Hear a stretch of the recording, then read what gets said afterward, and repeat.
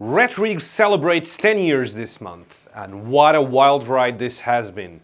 Today we're going for a trip down memory lane and learn a bit more about the story behind the company. V-Chonk kits are coming, and as always there's news and giveaways, so make sure to stick around until the end.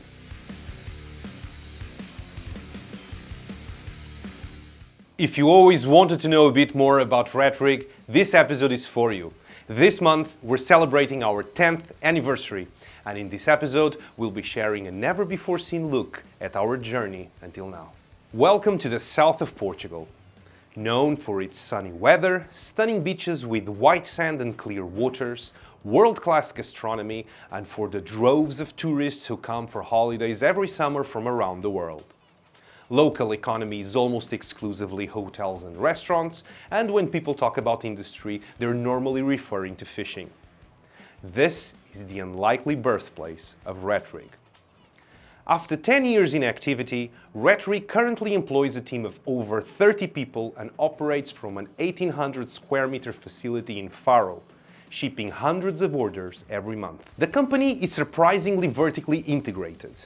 From in-house product development, prototyping and testing, to part manufacturing, kit production, direct sales via e-commerce, direct distribution worldwide via DHL, and direct after-sales service and technical support. This approach has allowed us to stay in very close touch with customers, quickly identifying needs and integrating feedback for continuous improvement.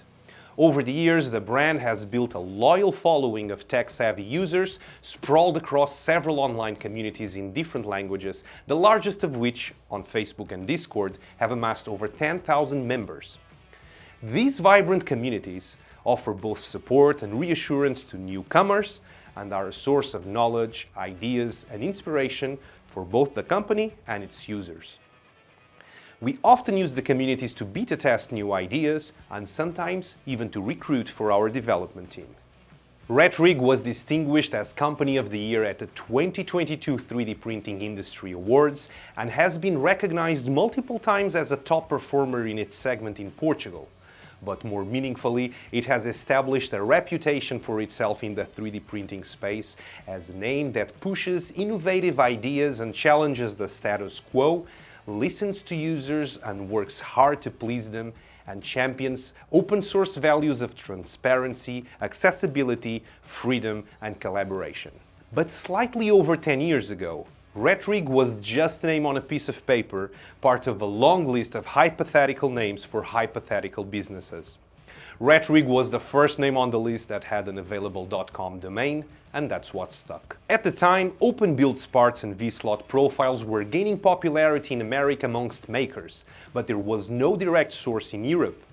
Recognizing this gap in demand, our founder Miguel Carvalho worked on figuring out how we could start producing them locally, with the goal of becoming one of the first EU suppliers for the open builds catalog.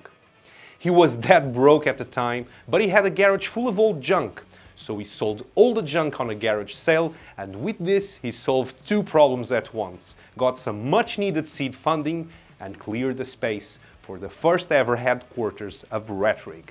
And so it went. The newborn company set up shop, stocked inventory, and put it up for sale on an online store. Of course, what better way to sell open builds parts than to come up with cool projects that use them? And who's in a more privileged position to develop cool projects with them than someone who's sitting on a pile of stock? We started playing with all kinds of crazy ideas, and it's fair to say that in the early days the company fired in every possible direction, trying to come up with stuff people wanted. The good thing about prototyping with modular parts is that it allowed us to try a lot of different things with very little investment.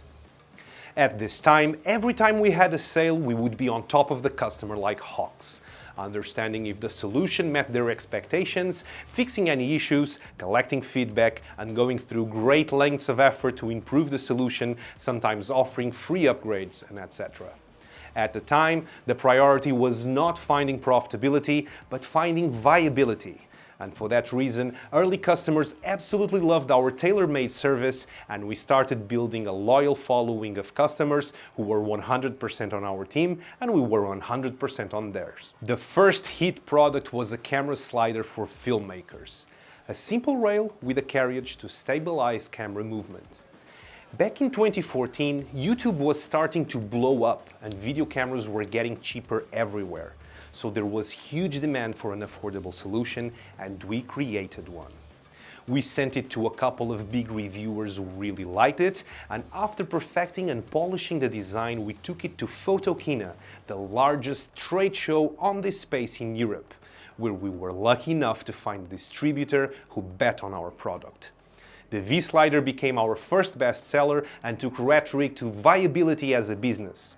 We partnered up with many photography stores worldwide and sold many V-Sliders over time. But all the while we were still selling the Open Builds catalog on our web store and kept finding new niches while talking to customers who were trying to solve problems but couldn't find ready-made solutions.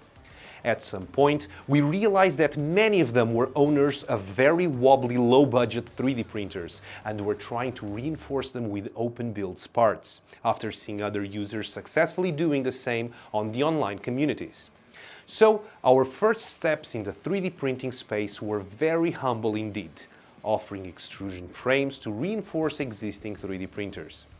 This market kept growing over time and customers kept asking us to supply more and more 3D printer components, from kinematics to electronics.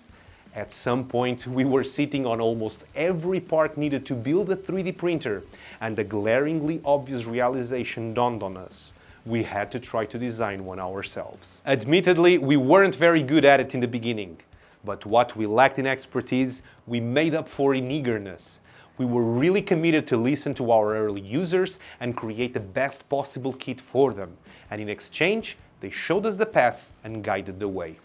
Community and company kept working as one to create better and better designs over time. Such is the beauty of open source. This process never stopped till this day. The company never sought outside funding, nor it ever relied on advertising of any kind. Instead, the name of the game was organic growth, which meant that Rhetoric could only count on its own revenue to reinvest in its growth, and all marketing was based on word of mouth. Keep your customers happy, and they'll be the ones bringing you your next customers. These apparent handicaps turned out to be some of our strongest allies. They ensured the company was lean, agile, and hungry, always moving with an extreme sense of urgency and never falling into the trap of complacency or overindulgence in its success. We kept expanding and improving every product line where we found traction, but over time, some product lines grew a lot more than others, namely 3D printing and CNC. This allowed us to make very considerable investments in these product lines over the years, recruit some top talent from around the world, and eventually become a recognized player on a game we knew nothing about just a few years prior. Our accumulated know-how and expertise took us from a low-budget option for DIYers after a bargain to a top-of-the-line 3D printer for users who are looking for the very best performance with no compromises. The future never looked brighter for Rhetoric. We never had more resources and have never invested this much in our growth as we've been doing over the past couple of years. We have a super exciting product pipeline which we can't wait to share with you, and we've matured from a scrappy garage project into a proper company who keeps making waves with its bold approach. So stick with us, it will be worth your while. Everyone loves unboxing videos and everyone is super curious about the V-Core 4 kit. We've shown you the assembled machine from every angle on past videos, but we haven't shown how it ships until now, so it's about time. As you can see, the V-Core 4 is a huge kit. I am surrounded by 6 boxes. This one is actually for the hybrid upgrade. This is an option, so it's not part of the base kit, but it's a very popular one, so I'm going to be unboxing it too. However, I'm going to leave it for a bit later, just so I can show you guys the base kit itself, which is comprised of these 5 boxes. Here I have the machine on size 300, so it's actually the smallest size available. And I'm going to have one box for the bed elements, another one with the electronics and printed parts. This one contains the enclosure, the electronics enclosure kit with all the wiring, hardware and panels for that. Here we have all the frame elements for the machine. Here we actually have a couple of extra frame elements, the base plates for the bottom panel and kinematic elements like linear rails and lead screws. So let's get all of this open, yeah? Here we go. like opening a Christmas present.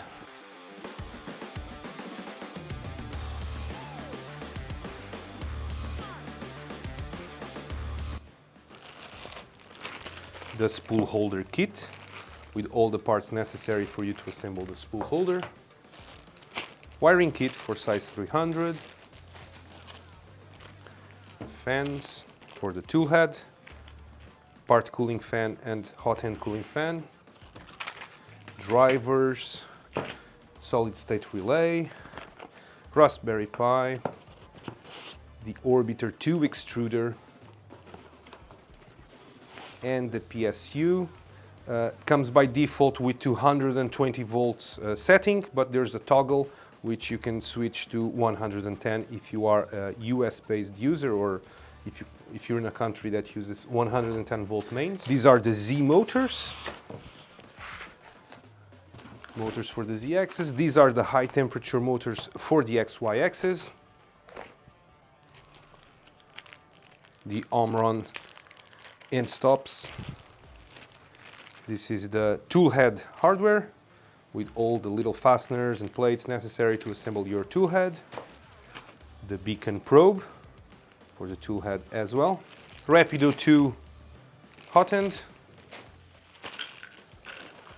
So these are the tool head printed parts with the VCore 4 shroud.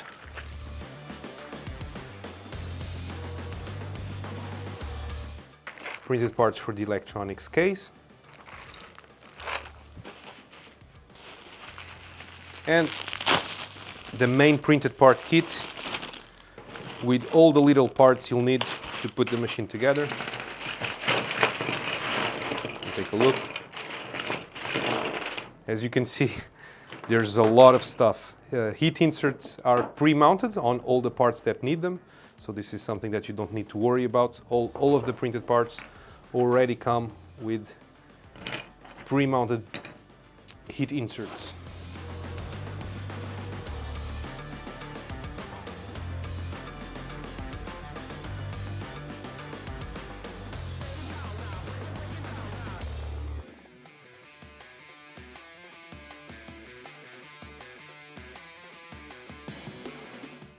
And the main hardware kit with all the parts that you're going to need to put the machine together.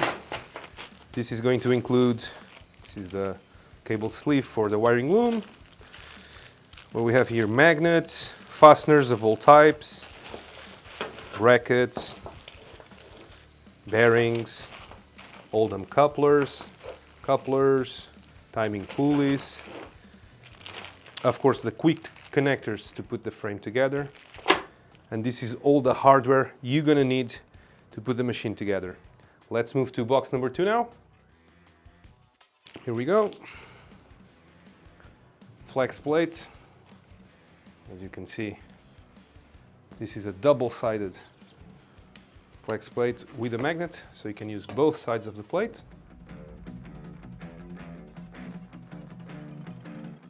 Your heat pad is going to be glued to the bottom of the bed.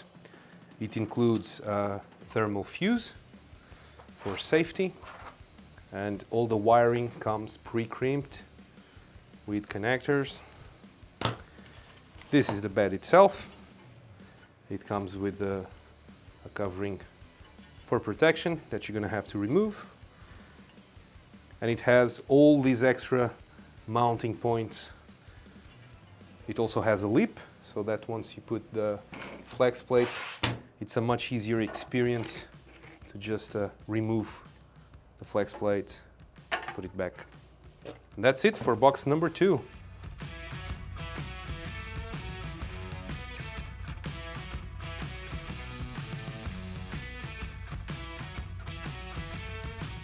There we go. So the tool head wiring kit, all of the electronics enclosure hardware. We're talking about fans for cooling the drivers, grills for the fans, fasteners, wires,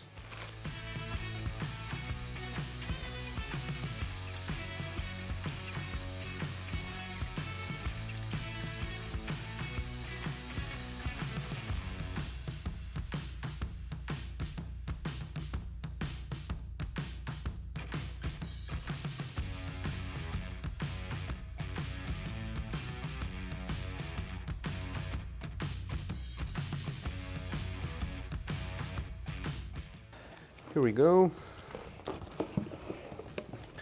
So here we have some of the frame elements and some of the kinematic elements. The TR8x4 lead screws for the Z drive. This is the 2020 V slot for the X gantry. Linear rails for every axis of the machine.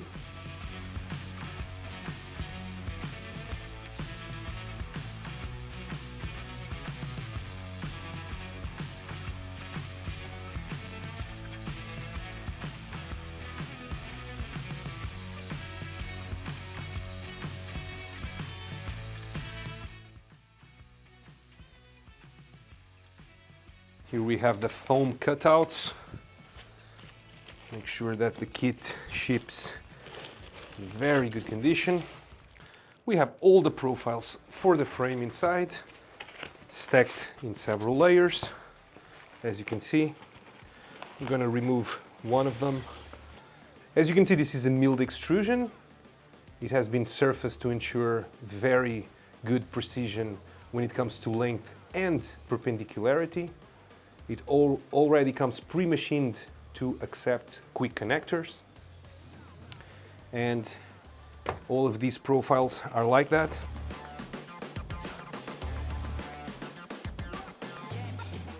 Let's now go for the very last box. This is not part of the base kit, but it's the hybrid upgrade. Most users are buying it, so let's open it too.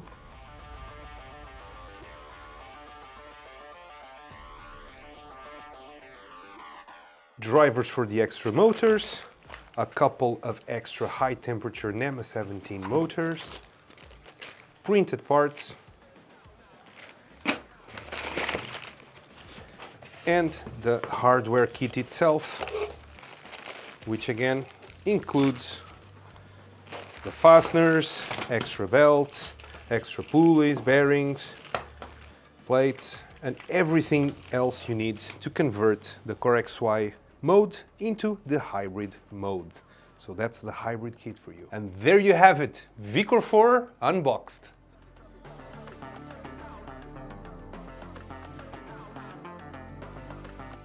We have big news when it comes to the V-Chonk project, the 3D printed 3D printer. If you're not fully caught up with the V-Chonk, make sure to check out this video where we explain this fun, fully open source project in detail. With this project, we wanted to push the boundaries of what can be done with 3D printing, and we're counting on the community to help us find out. Version 0.4 was just published, the project page is linked below, and there you will find the latest CAD model, BOM and STL files, but most importantly, version 0.4 will be the first version for which we will start producing kits, and you can reserve one right now. Link in the description too. The base kits include extrusions for the frame, kinematics, all related hardware, bed plate and respective heater pad. Electronics are being offered as a configurable option, and you can either pick a full electronics bundle or pick individual electronics according to your needs. At this moment in time, we are not producing the printed parts for the V-Chonk, so you'll have to self-source those, the largest of which require 400 by 400 print surface, so make sure you have access to that before downloading the STLs. Oh, and please don't be cheeky, use only green and black to print them. These are the only acceptable colors for the V-Chonk. Please embrace that. On the last episode, we announced the end mill giveaway for Stronghold 1 buyers. We have a kit for wood and another for aluminium. Every Stronghold 1 buyer we have on file has been loaded into this draw, and now we will draw 2 winners. So, for the wood end mill kit, the winner is... And for the aluminium end mill kit, the winner is... Congratulations to the winners! Feel free to contact us to claim your prize. And to celebrate 10 years of RhettRig, we have 10 IDEX Upgrade Kits to give away on the next RhettRig TV episode to V-Core 4 reservation holders. So make sure to place a reservation before the end of August for an immediate chance to win. Customers who are already on the reservation queue are automatically eligible for this prize, of course. And that's it for today. Make sure to not miss the next episode. Don't forget to subscribe and hit that notification bell if you don't want to miss out on the next one. Until then, my name is Sonat, and this has been Rhetoric TV.